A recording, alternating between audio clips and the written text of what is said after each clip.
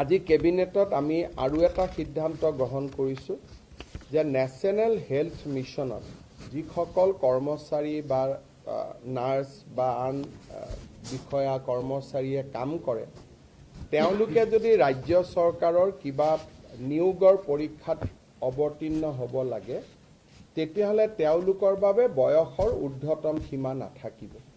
তেওঁলোকে যিমানেই বয়স নহওক কিয় যদি NHMত তেওঁলোকে কাম কৰি আছে তেতিয়াহ'লে স্বাস্থ্য বিভাগৰ চৰকাৰী চাকৰিৰ কাৰণে তেওঁলোকে আবেদন পত্ৰ দিব পাৰিব।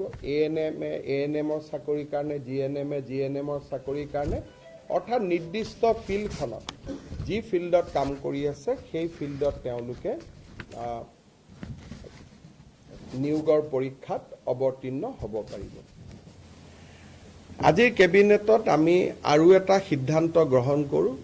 আপোনালোকে জানে যে দীৰ্ঘদিন ধৰি অসমৰ প্ৰাথমিক বিদ্যালয় শিক্ষক সংস্থা আৰু আনসকলে এটা দাবী কৰি আহিছিল যে প্ৰধান শিক্ষকৰ পদ প্ৰাথমিক বিদ্যালয়বিলাকত হ'ব লাগে।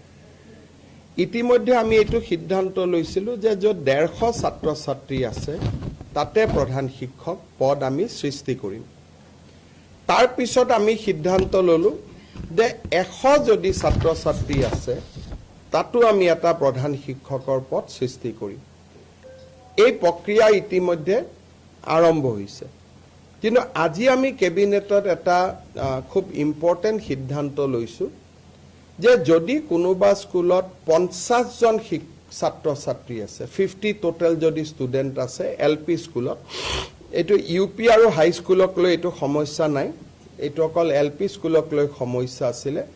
যদি 50 জনো ষ্টুডেণ্ট আছে তেতিয়াহ'লে তাত আমি এটা প্ৰধান শিক্ষকৰ পদ সৃষ্টি কৰিম।